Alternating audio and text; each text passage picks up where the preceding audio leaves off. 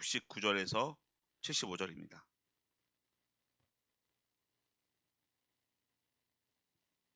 오늘부터 몇 차례에 걸쳐서 왜 시험에 드는가라는 제목으로 함께 말씀을 나누도록 하겠습니다.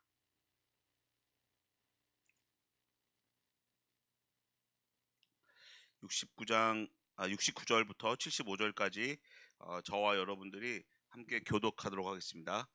마지막 절은 다 함께 읽도록 하겠습니다. 베드로가 바깥들에 앉았더니 한 비자가 나와 가로되 너도 갈릴리 사람 예수 함께 있었도다 하거늘 베드로가 모든 사람 앞에서 부인하여 가로되 나는 내 말하는 것이 무엇인지 알지 못하겠노라 하며 앞문까지 나아가니 다른 비자가 저를 보고 거기 있는 사람들에게 말하되 이 사람은 나사렛 예수 함께 있었도다 하며 베드로가 맹세하고 또 부인하여 가로되 내가 그 사람을 알지 못하노라 하더라. 조금 후에 곁에 섰던 사람들이 나와 베드로에게 이르되 너도 진실로 그 당이라 내 말소리가 너를 표명한다 하거늘 저가 저주하며 맹세하여 가로되 내가 그 사람을 알지 못하노라 하니 닭이 곧 울더라. 이에 베드로가 예수의 말씀에 닭 울기 전에 내가 3번 나를 부인하리라 하심이 생각나서 밖에 나가서 심히 통곡하니라. 예수님의 제자 베드로는 시련을 이기지 못하고 시험에 들었습니다. 시험에 든 베드로는 어떤 사람일까요? 베드로의 신앙 이력에 대해서 먼저 살펴보도록 하겠습니다. 우리 마태복음 4장으로 한번 옮겨볼까요? 오늘은 좀 새벽 시간이니까 성경 말씀을 몇 개 더 읽도록 하겠습니다. 베드로는 어떤 사람이었는데 시험에 들었을까?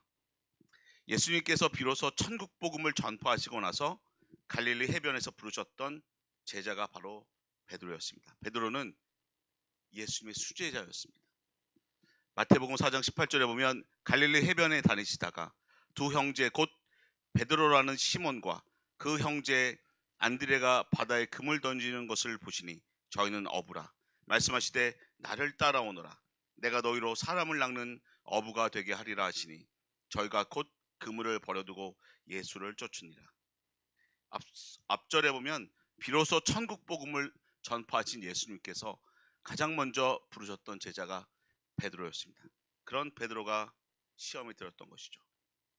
또한 풍랑 가운데 두려움에 떨고 있었던 제자들과는 달리 베드로는 예수님을 믿음으로 거친 파도 위로 내려가서 물 위를 걸었던 사람이었습니다. 우리 14장 26절 볼까요? 제자들이 그 바다 위로 걸어오심을 보고 놀라 유령이라 하며 무서워하여 소리 지르거늘 예수께서 즉시 일러 가라사대 안심하라 내니 두려워 말라.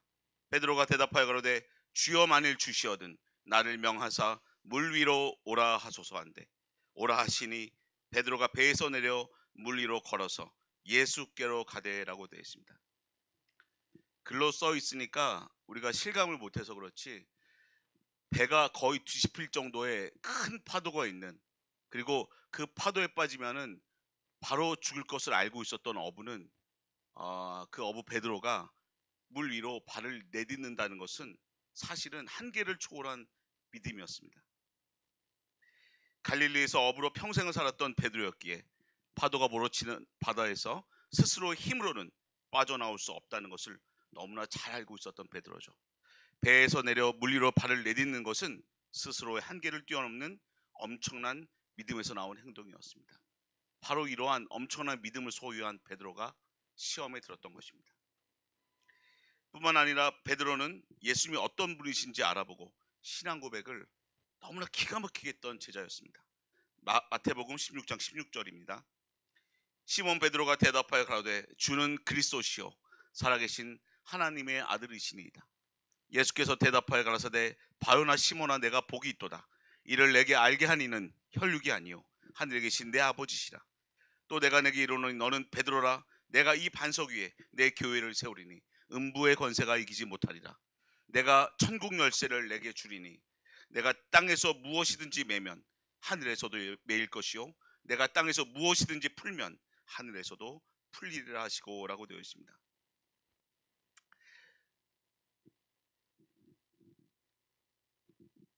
구약에 예언된 그리스도가 바로 눈앞에 있는 예수님이라고 인정하고 그 예수님께 자기 평생을 바치겠다고 앞에서 고백을 하고, 그리고 그 예수님으로부터 천국 열쇠, 복음을 받은 자였습니다. 오늘날로 보면 한참 구원 상담을 하고 있고 한참 복음을 하고 있었던 사람도 얼마든지 시험에 들 수 있다는 것이죠. 이와 같이 믿음과 열정이 대단했던 베드로와 같은 사람도 시험에 들었습니다. 심지어 예수님께서는 베드로가 시험에 들 것이라고 미리 말씀해 주셨습니다. 베드로는 자신의 믿음을 보고 절대로 시험에 들지 않을 것이라고 말했고, 나머지 제자들 또한 베드로의 그런 신앙 이력을 보고 베드로만큼은 절대로 시험에 들지 않는데 왜 그런 말씀을 하시냐고 예수님에게 이렇게 대답을 하는 장면이 나옵니다. 마태복음 26장 31절에 보면, 때에 예수께서 제자들에게 이르시되 오늘 밤에 너희가 다 나를 버리리라. 기록된 바 내가 목자를 치리니 양의 떼가 흩어지리라 하였느니라. 그러나 내가 살아난 후에 너희보다 먼저 갈릴리로 가리라. 베드로가 대답하여 가로되 다 주를 버릴지라도 나는 언제든지 버리지 않겠나이다. 예수께서 가라사대 내가 진실로 내게 이르노니 오늘 밤 닭 울기 전에 내가 3번 나를 부인하리라.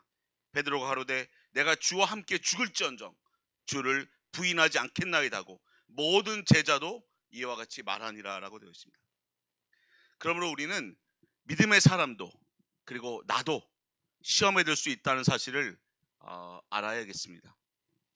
예수님께서 베드로에게 시험에 들 것이라고 미리 말씀하셨던 것 같이 믿음의 사람이 시험에 드는 것 또한 하나님의 섭리하심 가운데 일어난 일이고 하나님의 의도가 있다는 것을 우리는 또한 알아야겠습니다.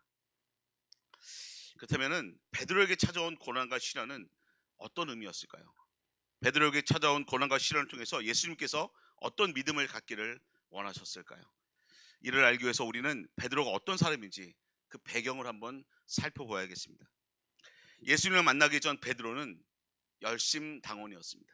사실 가나안인 베드로라고 하는 가나안이나 그리고 나중에 단검을 차고 그리고 그 말고의 귀를 자른 그 베드로의 모든 모습에서 보면 베드로가 열심당파 일원이었음을 우리는 알 수 있습니다. 열심당원들은 당시 로마 제국을 상대로 폭력과 무력을 사용해서 해방운동을 펼쳤던 민족주의자 집단이었습니다. 그들의 해방운동은 단순히 로마의 압제로부터 벗어나려는 것 이상의 의미가 있었습니다. 하나님 나라를 열망하던 그들은 우상 숭배를 일삼는 로마 황제가 유대를 통치할 권리가 없으며 이것은 신성 모독 행위에 해당되는 것이라며 강력히 무력으로 저항했던 자들입니다. 그러니까 하나님을 열심으로 믿음으로 그 우상 숭배하는 로마가 절대로 유대를 다스릴 수 없다라고 하면서 강력하게 저항했던 단체입니다. 이들은 하나님 나라가 무력적인 권력 쟁취를 통하여 지상에서 이루어진다고 보았던 사람들입니다. 그러니까 우상 숭배하는 로마의 압제로부터 벗어나서 그들이 갖고 있었던 생각은 이 지상에서 하나님 나라가 도래할 것이라고 믿었던 사람들이죠.